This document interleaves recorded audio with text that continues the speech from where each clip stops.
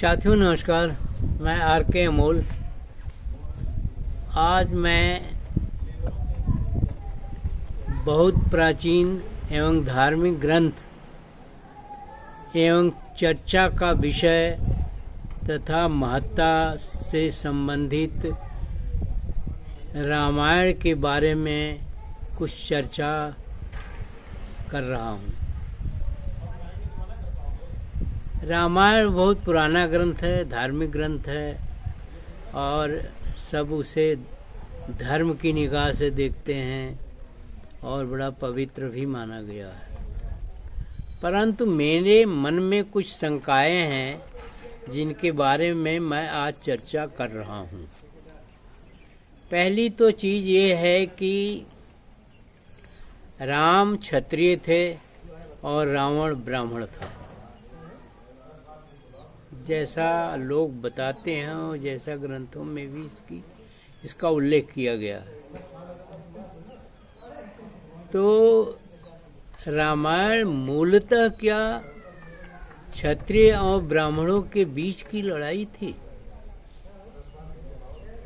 प्रथम चीज। दूसरी चीज, क्या जिस युग में, हमें युग भी नहीं मालूम कि किस युग में, रामायण युग ही कहा जाता है, किस सन में, किस ईसा पूर्व उसमें ये रामायण वाली घटना घटित हुई थी, या रामायण केवल उसके लिखने के बारे में बताया जाता है कि फला ने लिखा है, ठेका ने लिखा है, 2 रामायण है, 3 रामायण है, लेकिन वो किस सन में या किस समय में ये घटना घटित हुई, इसका कोई उल्लेख, स्पष्ट उल्लेख नहीं मिलता। फिर प्रश्न ये उठता है कि क्या उस समय भारतीय समाज जातीय रूप ले चुका था या जातीय जातियां बन चुकी थी? ये प्रश्न एक दुविधा वाला है मेरे लिए, और मैं आप ही से पूछूंगा अंत में कि जब उस समय अगर जातियां नहीं बनी थी तो कैसे उसको मान लिया गया ये ब्राह्मण थे, ये क्षत्रिय थे? दूसरी चीज, रामायण की लड़ाई जो है, रावण और राम के बीच की लड़ाई जो है, किस मुद्दे पर हुई थी, किस चीज पर हुई थी?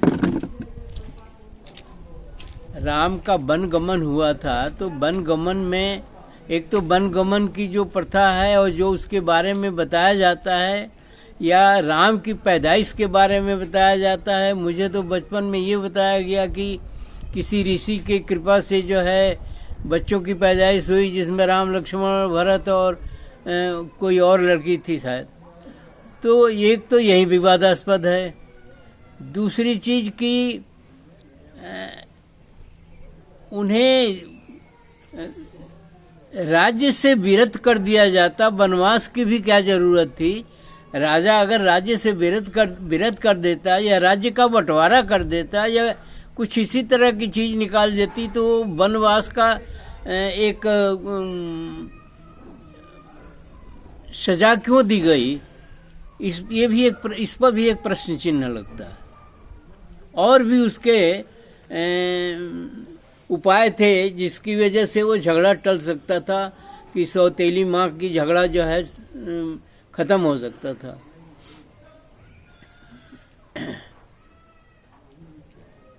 इसके पश्चात जो है राम की सेना में बंदर, भालू, रीछ ये और वो थे। क्या ये लड़ाई लड़ सकते हैं? आज भी बंदर, भालू और रीछ हैं, क्या ये लड़ाई लड़ सकते हैं जो उस समय लड़ाई लड़ी गई इनके बल पर? या क्या रावण की सेना में क्या थे? राक्षस थे। राक्षस क्या थे? उनके बारे में भी स्पष्ट कोई वर्णन नहीं मिलता कि राक्षस किस तरह के थे, कैसे युद्ध हुआ, क्या हथियार प्रयोग में लाए गए, यह सब कुछ स्पष्ट नहीं है।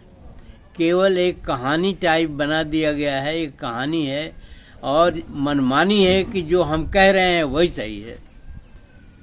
पर उसकी व्याख्या भी तो होनी चाहिए, उसकी व्याख्या भी करनी चाहिए, उसकी व्याख्या भी सही है करना।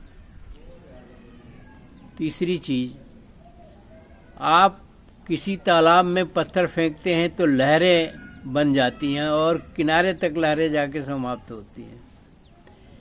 इस ब्रह्मांड में या वायुमंडल में विज्ञान की उक्ति है कि जो आप बोलते हैं उससे भी लहरें पैदा होती हैं वायुमंडल में और अनंत काल तक चलती रहती हैं। तो क्या ये संभव है कि राम और रावण की लड़ाई जो तलवार से हुई थी और जिसकी आवाज़ जो है वो अभी तक वायुमंडल में घूम रहा है और उसे कैप्चर करने के लिए या उसको पर उस रिसर्च हुआ या नहीं हुआ, ये वैज्ञानिक तथ्य है। तो ये सब मिला करके हमें लगता है कि काफ़ी विसंगतियां हैं और इन विसंगतियों के बारे में धर्म ग्रंथ, समाज, साधु समाज और ये सब लोग जो है कोई इसके बारे में कुछ भी नहीं कहता है। एक शंका का समाधान भी नहीं किया जाता है और उसको एक कथा के रूप में लय से, सुर से रामायण का पाठ कराया जाता है। रामायण के तथ्य से तो मैं सहमत नहीं हूँ कि रामायण जो कहानी बना के लिखी गई है उससे तो मैं सहमत नहीं लग रहा हूँ, क्योंकि हमारे विचार आप सुन ही रहे हैं। लेकिन रामायण ग्रंथ को मैं मानता हूँ कि ये बहुत ही अच्छा ग्रंथ है। वो इसलिए कि इसमें सोठा, चौपाई, छंद का बहुत बढ़िया तरीके से समायोजन किया गया है और उसको लय के रूप में गाया जा सकता है। चीज़ वास्तविक है, सही है या गलत है, इससे कोई मतलब नहीं है। मेरा अपना मानना है कि ये ग्रंथ तो बहुत बढ़िया है साहित्य के हिसाब से। घटना के बारे में संशय है मुझे। तो इस प्रकार जो है, अगर किसी बंधु को ये पता हो कि तो वो कमेंट बॉक्स में अपनी जो है इसके बारे में उद्धृत कर सकते हैं कि क्या ऐसा संभव है कि बंदरों, भालुओं और अन्य जानवरों के भरोसे कोई लड़ाई लड़ी जा सकती है, जबकि दूसरे पक्ष में राक्षस थे जो युद्ध कला में काफ़ी निपुण थे और विद्वान था। रावण को कहते हैं बहुत विद्वान था और राम ने उससे शिक्षा लिया लक्ष्मण को भेजकर मरते वक्त।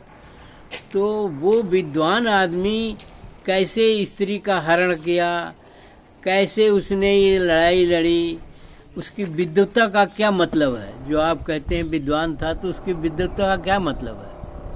और क्या बेसिकली ये ब्राह्मण और क्षत्रिय के बीच की लड़ाई थी?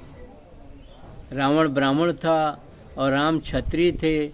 वो दूसरे देश का रहने वाला था, तो वहाँ क्या ब्राह्मण हैं तो ठीक है, लेकिन इधर से क्या मतलब ये लड़ने दोनों के बीच की लड़ाई है। अगर दोनों के बीच की लड़ाई है तो इसके बारे में आपका निर्णय सर्वोपरि होगा। और मैं ये भी जानना चाहता हूँ कि जो ये ब्राह्मण और क्षत्रिय की बात क्या की जा रही है, उसमें इसको मान्यता, ये जातियों की मान्यता थी। तो इस तरह से हमें तो रामायण एक विवादास्पद ने क्या कहें, हम तो ये समझते हैं कि ये कपोल कल्पित जो है कल्पना है और इसका कोई मूल रूप में अस्तित्व नहीं है।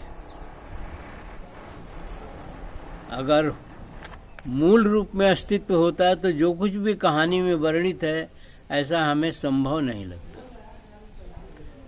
चौथी चीज, यह पांचवी समझ लीजिए, जो भी रावण मर गया, लड़ाई में ही मार दिया राम ने। फिर मृतक व्यक्ति का पुतला बना करके जलाने की कोई प्रथा नहीं है अपने यहाँ। जो मर गया सो मर गया। तो क्या उसका पुतला जलाना सही है? पुतला उस आदमी का जलाया जाता है जो जिंदा है, जीवित है, और विरोध स्वरूप उसको मृतक दिखाने के लिए उसका पुतला फूका जाता है। इससे भी शंका क्रिएट होती है कि रामायण में रावण का पात्र या राम का पात्र संदिग्ध है। क्या रावण आज तक मरा ही नहीं? जो हर साल आप पुतला फूंकते हैं तो रावण मरा ही नहीं। और अगर नहीं मरा तो आप इतनी धन संपत्ति, अपना समय क्यों दुरुपयोग करते हैं? और क्यों रावण का पुतला बना करके फूका जाता है हर साल? और एक व्यवधान या एक परंपरा के नाम पर जुल्म या एक परंपरा के नाम पर गलत संदेश समाज को दिया जा रहा है। इसे कमेंट बॉक्स में इन सारी शंकाओं के बारे में अगर आप उद्धृत करेंगे तो मुझे बड़ी खुशी होगी। और मेरी समझ से तो राम रावण की न लड़ाई हुई थी और न ही रामायण जो है एक काव्य है, इससे मुझे इनकार नहीं है। लेकिन उसके पात्रों के धार्मिक महत्व या राजनीतिक महत्व या सामाजिक महत्व पर मुझे घोर आपत्ति है। इसी के साथ अपना वीडियो समाप्त करता हूँ और अपेक्षा करता हूँ कि आप मेरा मार्गदर्शन करेंगे या इसकी वास्तविक स्थिति के बारे में आप हमें अवगत कराएंगे और मैं उसका स्वागत करूँगा। जय संविधान, जय राष्ट्र।